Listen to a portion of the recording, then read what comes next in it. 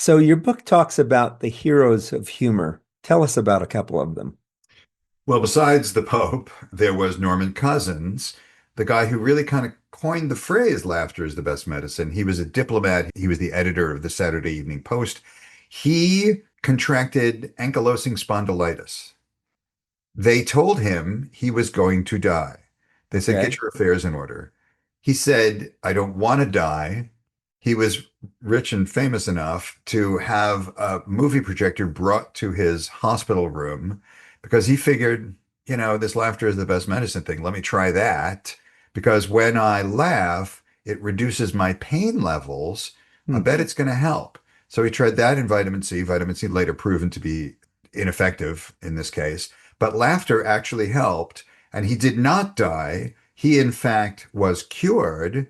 And it was such a curious case that he was the first person who wasn't an MD to write an article for the New England Journal of Medicine, and Ah. then went on to become a professor at UCLA. They even named the Norman Cousins Institute after him.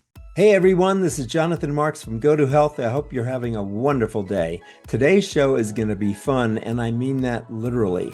We're going to be talking with Frank Chindamo, CHP, and he's going to be talking about how laughter truly is the best medicine. His website is called LaughMD.com, and Frank has created an app that's being used in clinical studies to prove that laughter helps patients heal. Let me give you a couple of examples. He's done a study at Chapman University where healthcare provider stress was reduced by 13% in 3 minutes by using Frank's app called LaughMD. At USC's Norris Cancer Center, LaughMD reduced pain in 91% of patients certified. And at UCLA, 100% of nurses surveyed said they wanted LaughMD on the patient bedside iPads. So Frank has created this laughter or humor app at laughmd.com. It's being used in clinical studies. Frank began his media career in comedy writing and production at Saturday Night Live and as a second assistant director on Ghostbusters. He's won over 30 awards for writing and producing comedy videos for HBO, Showtime, CBS, PBS, Comedy Central, and more. He launched the world's first mobile comedy channel, which was featured on the front pages of Forbes, LA Times, and in the Wall Street Journal and the New York Times. We've all heard that laughter is the best medicine, but why is therapeutic humor treated like woo-woo instead of the evidence-based intervention it actually is? So where did Frank hook up comedy with medicine? We'll learn about his story in the interview, so please stay tuned. Frank has just published a book called Laughter is Best Medicine, and you can get that book at laughmed.com. And before we get to Frank, we encourage you to visit GoToHealthMedia.com, where you can enjoy all our shows. And if you're listening to us on YouTube, Apple, or Spotify, please give us a thumbs up or a 5-star review. That helps get the word out to more people. Thanks in advance. So, welcome to the show, Frank Chindamo, certified humor professional of LaughMD.com. How are you today? I'm spectacular. I'm with Jonathan Marx. How much better can you be? Well, thank you for that. I appreciate it. So, Frank, why you? What makes you qualified to talk about using laughter as medicine? Well, there's not a lot of people who are expert in both. So I started my career at SNL. I was a production assistant and then a writer of a couple of sketches and things. And while I was working at SNL, there was a sad thing happening. My dad was dying of cancer across town. Oh, I'm sorry. Yeah. And so I would go work on the show during the day and then go see him in his hospital room. And it was kind of drab and dingy and very, very serious. And I wished that there was some way that we could bring what we were doing in SNL over to his hospital room, right? And that kind of planted the seed of Interesting. mixing laughter plus medicine. I'm sorry. Is your dad still alive or? He is not. He is I'm not. sorry. Okay. But I have a better story. Go In ahead. 2011, a good friend of mine, John Boswell, was a patient at Kaiser Permanente Hospital in Hollywood. And he spent a year there and he lived. And they said, you're our longest surviving patient. We want to ask you, what did we do right and what did we do wrong? Hmm. And he said, well, you did a lot of things right. The nurses, the doctors, everybody is just fantastic here. But the TVs, what's playing on the TVs is just terrible. CSI shows about death and bloody underwear. It's horrible news that just keeps getting worse. And I wish there was something that was funny. And they said, well, we can't play Comedy Central. It's too risque. Uh, And he said, well, my friend Frank Chindamo makes these fun little movies that he won all those awards with. And why don't you talk to him? So they did. And pretty soon we had a channel of comedy videos on the TVs at Kaiser Permanente. And then soon at Cedar Sinai. And the patients loved it. oh, that's amazing. So tell us about the awards you have won, because people who are listening on podcasts can't see them the way I can. So what awards have you won for humor, Frank? Okay, so the one that I'm holding between my teeth, for example, they can't see that, right? Right. So the Flux Award is the most recent one for best use of humor in healthcare, and that's where Jonathan and I met. Hmm. That was just in December of 2025. Right. Before that, we have the Health 2.0 Award for, again, pioneering humor in healthcare. We have the Charm Health Award and a few others. But before that, when I was a filmmaker, I left SNL and went on to make movies for HBO and Showtime and things like that. Hmm. And for the web, I won a bunch of them. I was a finalist for Best Short at the Cannes Film Festival. Wow. Yeah, Great. Good for you. Boy, you are quite awarded. Good for you. exactly. Yeah. Good. So let me be honest here. Go to Health is a show about evidence-based findings. So what's the evidence that laughter heals? Tell us about that. You may be surprised to find out there are 400 studies from all around the world Hmm. that show that laughter has some ameliorative effect or another. Hmm. Dr. Lee Burke at Loma University did a study, 48 patients, 20, all 48 had a heart attack. 24 watched half an hour of comedy a day, 24 did not. 8% of those who watched comedy had a second heart attack within 6 months. 53% who did not watch comedy had a second heart attack in 6 months. Wow, that's quite a change. It's a stunning difference, right? Amazing. So, Frank, and I'm glad you did what you just did, Frank, because Frank really just illustrated what evidence-based medicine is all about, how we do studies that prove something works.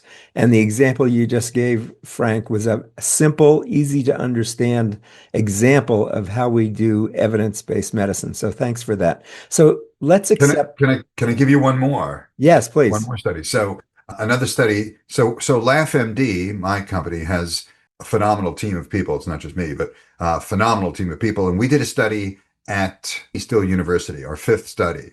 And chronic pain patients, an N of about 40, over the course of 4 weeks, with watching just about 20 minutes of comedy per day, their pain scores went from a 10.6 to a 4.2. That's a better than 60% reduction in chronic pain in 4 weeks. Wow. And that's just with laughter and comedy. Just watching LaughMD comedy videos. Yeah. My gosh. So, okay, so let's accept this premise. I'm still a little bit skeptical, but how does the audience use it? What's their how-to? How can we use humor to better our lives? That's an excellent way for me to plug the book. Okay, so tell us about the book first. Sure. So the book is available at LaughMed, LaughMed.com. And I'm sure you'll put it up on screen. Yes. And the book is 20 chapters all about how humor improves your health, the history of humor, heroes who are using it. One quick story, Pope John Paul, the previous pope, Mm-hmm. brought 120 comedians to the Vatican. Jimmy Fallon, Stephen Colbert, Jim Gaffigan, and many others. And he said, what you do is God's work. What you're doing, the comedy that you bring is good for the soul. Keep doing it. You're one of God's messengers. So he's one of the people that we profile in the book. Of course, Patch Adams, who's on the advisory board for LaughMD. But one of the chapters in the book, can I tell you about the chapter of how it helps you? Yes. Okay. So you have to wait till you get to the end. But in the end of the book, there's a chapter called We Asked Your Doctor. Yes, laughter is right for you. And in that book, I actually show the different ways that you can bring humor into your life. And like going to a comedy club with friends is top of the list. You'll laugh the most, you'll get the most benefit from that. Hmm. Of course, using the LaughMD app when that's available as well. But at the bottom, at the very bottom, the worst way to get humor. What do you think that is, Jonathan? The worst way to get Yeah. humor? Mhm. Gee, I don't know. You tell me. It is not mud wrestling with an ostrich. Okay. It is social media. Wait, so that's explain what you're saying there. I'm not sure. Okay, so top of the list, comedy clubs, seeing a movie with friends, being with friends, laughing with other people, even just sharing a movie on Netflix with friends or family, Hmm. the kids, the wife, husband, the spouse, whatever. On down to watching comedy on television, on down to at the very bottom of the ladder is watching comedy on social media. Why do you think that is? What's happening right now in courts? A couple of different courts in this country right now. I don't know. Tell me. Facebook and other social media outlets, Instagram, TikTok, are being sued for billions of dollars because they harm your health. Mm. Facebook is not your friend. Hmm. Facebook's business model is to grab as much data from you as possible and as much time from you as possible so that they can sell you more stuff and predict your behavior so that they Hmm. can sell you more stuff, Hmm. right? They want to keep you addicted to it, and that is the worst way to do it. So what oftentimes winds up happening is, let's say I type in, show me a funny dog video, and you see a funny dog video, and then the next one is a little related. And by the time you get to the third video, you've joined Al Qaeda. Mm. It's terrible. Okay. All right. So what I'm picking up from that list that you just mentioned is what I really picked up is it's really the social aspect of humor that's really important, that you're doing this with other people. You're going to a comedy club. You're going to a comedy club with friends. You're watching a comic movie on TV with a friend. I mean, this seems like the social aspect of this is very important. It is extremely important, and LaughMD is the delivery of videos that will be tailored to your personality, to what you like, but it will also have a social aspect to it so that you Hmm. can share videos. Your mom probably isn't sending you PowerPoints on, petroleum consumption in Bahrain, right? Right. She's probably sending you funny videos of a penguin playing a piano, right? Yes. Got Right. it. Good. So tell me, what's the name of your book? The name of the book is If Laughter is the Best Medicine, Let's Use It as Medicine, The New Science of Humor in Healthcare. Okay, great. And people can get that at laughmed.com. That's Right. LAUGHMED.com. Great. So your book talks about the heroes of humor. Tell us about a couple of them.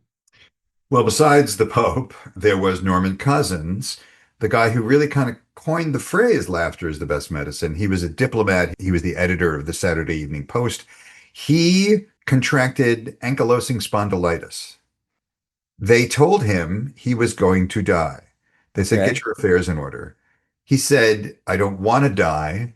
He was rich and famous enough to have a movie projector brought to his hospital room because he figured, this laughter is the best medicine thing. Let me try that. Because when I laugh, it reduces my pain levels. I Hmm. bet it's going to help.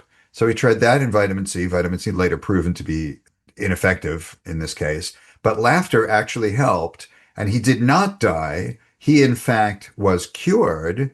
And it was such a curious case that he was the first person who wasn't an MD to write an article for the New England Journal of Medicine, and Ah, then went on to become a professor at UCLA. They even named the Norman Cousins Institute after him. oh, interesting. Yeah, Great. So he yeah, really kind of coined this term, laughter is medicine. right. Okay, tell us about another one. Let's see. Robin Phoenix Johnson. She is a retired lieutenant colonel in the U.S. Army, a good friend of mine, a real inspiration. She gets back from 5 tours of duty. She's injured. She is advised take opioids. She says, I have two kids. I don't really want to do that. Opioids have killed 1 million Americans. No, thank you. She figures on the VA scale, literally on the VA list of healing modalities, it says laughter is the best medicine. They don't tell you how to get it. So she starts watching it. She gets good at it. She starts trying stand-up comedy. She gets very good at it. She is, quite the alpha dog, right?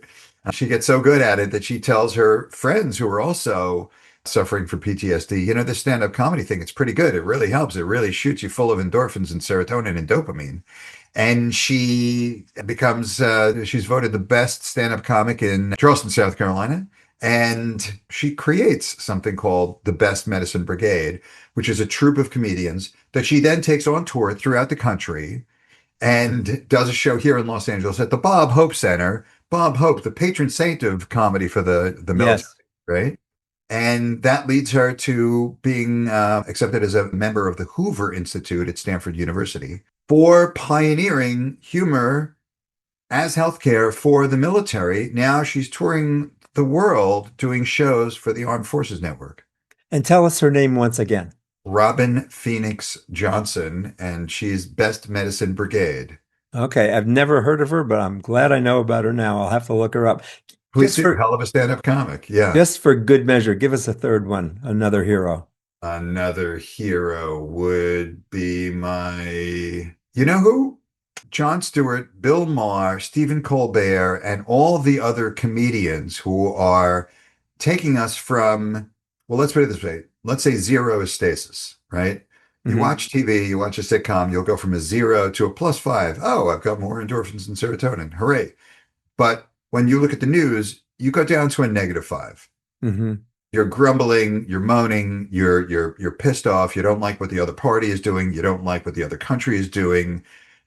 Somebody like Stephen Colbert will take you from that -5 up to the +5. They work hard, some of them every night, some of them every week, to deliver to us the news in a way that will take the knife's edge off of it and put a little sugar coating around it. And tell us what is going on inside the body when we're exposed to humor. You mentioned endorphins, and tell us what's going on scientifically. Sure. Well, it didn't take 400 studies to figure this out, but they've done it. It shows that you're increasing your serotonin, the love drug, your endorphins, and your dopamine, the quick hit, the sex drug. Why do you think they call it dope? That's why dope, opioids, heroin, that sort of a thing. Oh, really? It comes from dopamine. Okay. Yeah. So those things are increasing in your body. Adrenaline and cortisol, the fight or flight hormone, the death hormone, those are decreasing. They have long-lasting effects, actually. So Norman Cousins said that if he laughed for 15 to 20 minutes, it kept him pain-free for an entire night's sleep. Wow, that's great. It sounds like this is more than a fad, right? I mean, it's absolutely, you got some science behind it. You've got a lot of evidence behind it. You talk about laughter as a pull, not a push. What do you mean when you say that? If I tell you, Jonathan, you have to run on the treadmill 20 minutes a day, I kind of have to push that on you, right? I don't want to run 20 minutes a day. I'd rather eat potato chips. Right. Well, come on, Jonathan, you got to do it. I got to push you to do it, right? But laughter is a pull. Laughter is something that you say like, oh, look, there's a funny video. I want to watch that. And you pull it towards yourself. I know I pull laughter towards me every night at the end of the day. Before I go to sleep, I want to get some laughter in. And I sure enjoy late night TV, and I enjoy comedy in general. And I'm really glad that you're on the show talking about this, Frank, because I'm so glad there's evidence behind this about the benefits of laughter and humor. Quite a bit, yeah. I mean, our 6th study is going to show what we've done for the oncology patients, and hopefully we'll be doing a lot more with oncology patients in the future. Good. So tell us the name of your book one more time. If laughter is the best medicine, let's use it as medicine. The New Science of Humor in Healthcare. And you can get the book at laughmed.com. That's LaughMed.com. And if you want to learn more about the app and Frank's work, you can go to laughmd.com. And we'll put both of those websites up on our page when this gets published. So, Frank, are there any last words you'd like to leave us with today, or any questions I didn't ask that I should have? Yeah. After the chapter in the book about how you can use laughter, there's a chapter on how your doctor can use laughter. Your doctor can do all the things that we talked about. Plus, there's a few other tips for your doctor, what you can joke about, what you can't joke about, how to improve your skills in it by using techniques of improv, for example. And we show you how to do it. So if you're a doctor or a healthcare worker, this is an essential book for you. It's written for you specifically. And then after that, the last chapter is about how your healthcare institution can do it and why the bottom line will be improved. We cite all the studies that show that how laughter was used with clowns, with laughter yoga, with comedians, all those sorts of things, how the bottom line is improved by using laughter in an institution. And someday, Jonathan, someday, when you go to your doctor, they're not just going to ask, how are you doing? What's your diet like? My doctor asks me about, am I sleeping enough? Someday they're going to ask, are you getting enough laughs? Good. I hope that happens soon. I just have to share a story of my own that's personal. My mom was aging and in a home, and she had a geriatrician who was absolutely hysterical. And I remember I took her once to see him, and he first thing he says is, "How do you tell if your doctor is an introvert or an extrovert?" And we didn't know the answer, but he said, "Well, if your doctor's an introvert, he'll look at his shoes when he talks to you. If he's an extrovert, he'll look at your shoes." I always love that one. Want to Great. hear a good doctor joke? Yeah, go ahead. All right, this is on the VA website. A man goes into the VA clinic and he says, "Nurse, you got to help me. I'm shrinking 1 inch every hour. I'm getting smaller and smaller." And the nurse says, "Well, I'm sorry, the doctor's very busy. You're going to have to wait a while." And he says, "Well, I can't wait. I'm getting smaller and smaller. I got to see the doctor right away." And she says, "Sir, you're just going to have to be a little patient." A little patient. There we go. Okay, good. That took me a second, but I got it. Okay. That's great. Good. Frank, it's been wonderful to talk with you. Thank you so much, Jonathan. You as well. Good. We've been talking with Frank Chindamo. He's a CHP, which is a certified humor professional, and he's the founder of LaughMD.com. You can go there and sign up, and you can get the app when that comes out. He's doing studies with that app, and he's got the book that we mentioned before. That's at LaughMed.com, where you can buy the book today and benefit from that. Thanks so much for being with us, Frank. Thank you, Jonathan. Thank you so much. Good. This has been Jonathan Marx. Please visit our website at GoToHealthMedia.com, where you can see all our shows. And if you're listening to us on YouTube or Apple or Spotify, please give us a thumbs up or a 5-star review. That helps get the word out to more people. We really appreciate your help. This has been Jonathan Marx with GoToHealth. And as we say at the end of every show, go to health. God bless. We'll see you again next time. Bye-bye. Thank you for tuning in today to Go to Health. You are one of almost 10,000 people per day who enjoy the evidence-based health information offered by our guest health experts. You can watch us on our website and YouTube and listen to us on 8 podcast networks. Be sure to join Jonathan Marx in our upcoming shows each week. If you like our show, please share this episode with your friends and colleagues. You can subscribe to the show, join our email list, send us feedback, browse through the online store, and view our library of over 150 shows at GoToHealthMedia.com. See you next time, and remember to elevate your life with Go to Health.